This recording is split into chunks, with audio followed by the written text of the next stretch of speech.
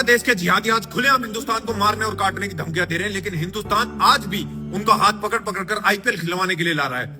पूरी दुनिया में प्लेयर्स खत्म हो चुके हैं, जो आप लोग उनके प्लेयर्स को 9-9, 10-10 करोड़ रुपए देकर खरीद रहे हो ताकि उनकी इकोनॉमी स्ट्रांग हो, ताकि वो वहां पर जाकर हमारे हिंदू परिवारों के ऊपर, हमारे हिंदू लोगों के ऊपर जुल्म ढांस के, जो कि वो रोज करते आ रहे हैं। वहां के नेता आज खुलेआम धमकियां दे रहे हैं कि जिस दिन हमारी सरकार बनके हम इंडियन एम्बेसी के ऊपर अटैक करेंगे, हम इंडिया की 7 सिस्टर स्टेट्स को अलग कर देंगे। Hundreds of radicals hit the streets in Bangladesh earlier today.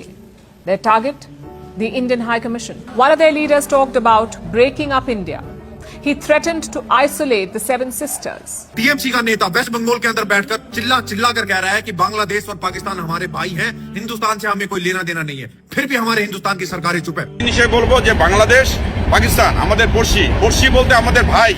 और आज मैं पूरे देश के हर एक इंसान से ये पूछना चाहूंगा जो आईपीएल देखते हैं बैठकर, हमारे लिए क्रिकेट ज्यादा इंपॉर्टेंट है या हमारे लिए हमारा देश ज्यादा इंपॉर्टेंट है?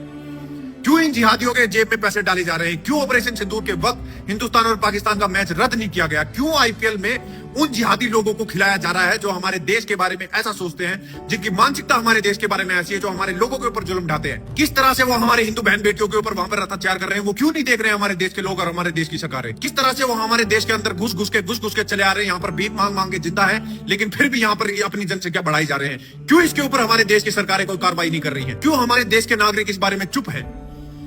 और क्या देता है मेरे को समझ में नहीं आता। ये आईपीएल और ये क्रिकेट तुमको क्या खाने को देता है? मैं आज पूरे हिंदुस्तान की सरकार और पूरे हिंदुस्तान की जनता से पूछना चाहूंगा, बास्केटबॉल में टॉप इंडियन 5 प्लेयर्स बता दो।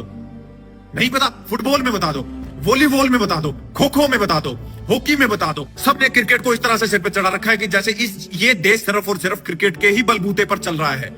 हर चीज के अंदर तुमने क्रिकेट घुसेड़ दी है। फुटबॉल प्लेयर आएगा तो क्रिकेट की जर्सी दी जाएगी, बाहर का कोई और प्लेयर आएगा तो क्रिकेट की जर्सी दी जाएगी, अगर किसी और स्पोर्ट्स की फील्ड से कोई इंसान आएगा तो उसको क्रिकेट के प्लेयर से मिलवाया जाएगा। क्यों?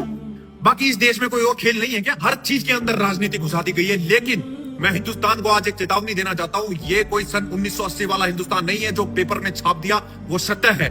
ये 2025 का नया हिंदुस्तान है। यहाँ पर हमें राजनीति भी समझ आती है, यहाँ हमें गंदे पॉलिटिकल गेम भी समझ आते हैं, और यहाँ हमें खेलों की भी राजनीति समझ में आती है। किसको अपनी जेब भरनी है और किसको इस देश से मतलब है, साफ साफ दिखाई देता है। और आवाज उठाइए कि इस तरह के प्लेयर को हिंदुस्तान में कोई जगह नहीं है। एक पैसा हिंदुस्तान से बाहर नहीं जाना चाहिए ऐसे लोगों की जेब में जो हिंदुस्तान को काटने और मारने के सपने देखते हैं।